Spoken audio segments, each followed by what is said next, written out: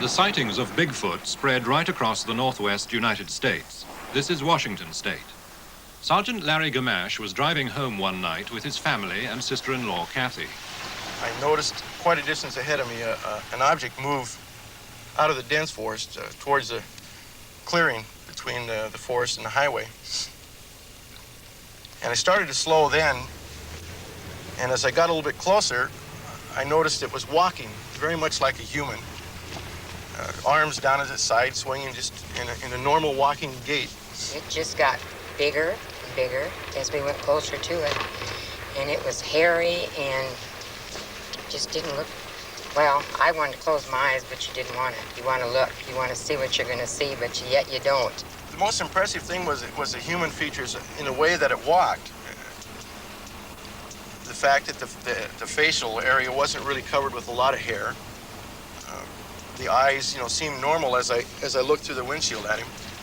And the height, the size, just the sheer physical size of it, it had to have been, in comparison to what I can relate back to today, is maybe 7.5 feet tall. Because I had to physically look up through the windshield to see the face and the head. And I was in a pickup truck, so they sit up quite a bit higher than a car. So it was at least 7 feet, maybe 350 pounds. Bigfoot now emerges often enough to get on television news. This is KFYR, Bismarck, North Dakota. It's here in and around Little Eagle, South Dakota, where there have never before been any sightings of the so-called Bigfoot or Sasquatch, where the people of this small community are now becoming believers. There have been 17 sightings of the creature in the past month. The latest sighting was at the Shooting Bear residence on a bluff overlooking the town. Last Tuesday night, Hannah Shooting Bear saw the creature from her house while it was looking in the window of her daughter's trailer about 30 yards away. Elderly Hannah was the only one to see the creature, but her son-in-law is reported to have fired several rifle shots into the air after it had moved off. What do you think they ought to do about him around here? Kill him. He might hurt somebody.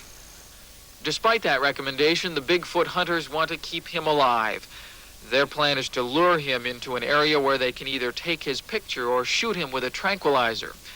They believe in the notion suggested by an outsider that Bigfoot is attracted to menstruating women. This bait consisted of some used feminine articles. Dennis Newman reporting from Little Eagle, South Dakota. Across the mountains on the Pacific coast in Washington State, veteran hunter and Rockingham County police officer Kenny Cooper was driving along this road when he heard a weird noise. I was coming down north on this road here, and I heard some noise screaming back in here. And all the time I was going along, he was screaming. And everybody in Whatcom County could hear it because I did have the police mic outside. So they were listening to whatever it was that I was hearing. And the noise that was coming from that creature is what was on the recorder here.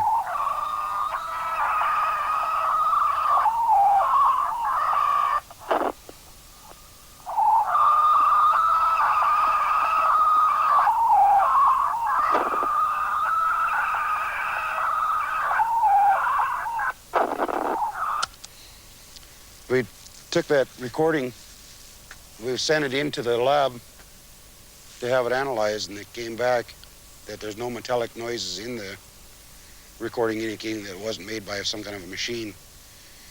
And they said there's no voice, no human has vocal cords enough to throw the high pitches and the low pitches at the same time that was coming from them.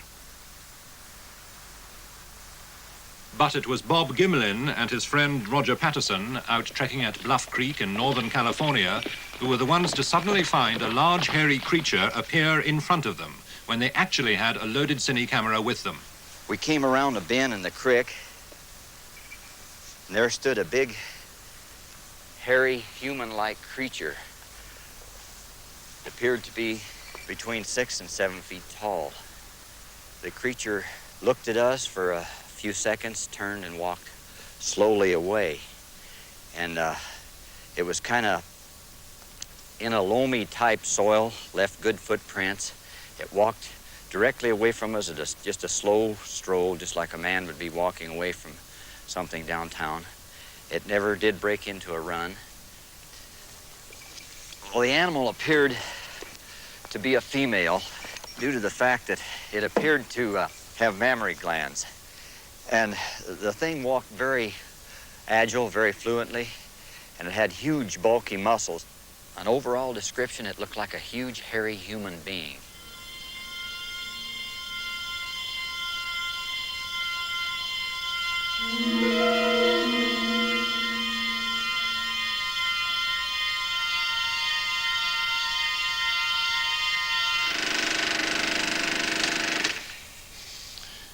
Well, English and Russian scientists have analyzed this film very carefully, and they've concluded that the stride is quite unhuman and be very difficult for a man to imitate. However, I think we showed in the beginning of 2001 that skilled mimes can make completely convincing ape men. So this is not proven. But the Patterson film did have backup evidence, which is now in the hands of Dr. Grover Krantz. By far the most convincing evidence is the plaster casts that I've got here of the footprints. I'll show you some of them here. For instance, here is a track that was cast right after Roger Patterson made his movie in Northern California. The imprint of the foot not only pressed into the ground, but also in pushing off, it raised a mound of dirt in the middle of the footprint. And this indicates that it was a flexible foot, and a rigid fake could not have made this. That's not as convincing as this other track. This is a 17-inch track that was picked up in northeastern Washington state. And this is what was evidently a crippled individual, because here we have two tracks of the same individual. You're looking at the bottom of the feet. And this right foot is crippled. It is distorted lengthwise, bent, missing one toe. And most critically, the two bulges on the outside of the foot represent spaces between bones. And if this had been just a gigantic human foot, or some kind of fake like that, these bulges and the bone spaces should have been set farther back. The fact of where they are indicates that this is a foot designed with different leverage, a longer heel, shorter forepart, which is exactly what would have to be done to make a foot that would lift an 800-pound animal. Homesteader Grover Kiggins and his daughter Millie saw evidence that Bigfoot has a stride to match the size of its feet. They were out near their farm in Oregon when they saw some tracks. We measured them. Dad had his rule. We measured him when we went up. He stepped 67.5 inches, which is a long step. And then when he went down, he'd come down the road, and when he stopped at the edge of the road, he went off the road into the timber, down into the rough brush and timber. He stepped 7 feet when he stepped down in there. And I followed him for a little ways down in there, but I decided I didn't want to go down in there and see what made those tracks. And in one place, he come to a fence, about a 4-foot barbed wire fence. He just stepped over that like it wasn't there. I had to crawl through or under. I think Bigfoot is an animal that we already know from the fossil record. I'll show you a specimen here. This is a cast of the lower jaw of what we call the Gigantopithecus. This lived in China about 500,000 to 1 million years ago. I'd like to compare this with the gorilla. This is a cast of a gorilla's skull, so you can see the size of this thing. This was an animal that probably weighed about 400 pounds in the wild. And just looking at the lower jaw alone, what's perhaps most interesting is from the underside of the jaw, there is a difference. In the gorilla, the two sides of the jaw spread only modestly as you go back because the gorilla's neck is so far behind the lower jaw. If that neck were moved forward, the jaw would have to widen to make space. In the Gigantopithecus, the jaw is spreading at a much wider angle, and the only obvious reason for that is the neck is in the way, and that means the head was set on top of the body instead of hung forward, and it's a fair presumption that this was an erect bipedal animal. So we end up with the description of Gigantopithecus being an erect biped, standing perhaps 8 feet tall, weighing about 800 pounds, and being presumably covered with hair. This was too early to have cultural activity, probably no more intelligent than an ape, and this, of course, is an exact description of the living Sasquatch. Personally, I'd be less skeptical of ape men if there weren't so many of them. It's hard to believe that something like Bigfoot could remain undetected in America.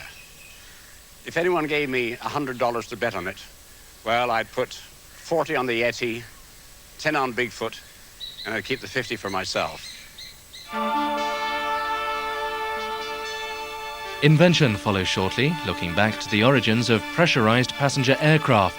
That's with Michael Rodd.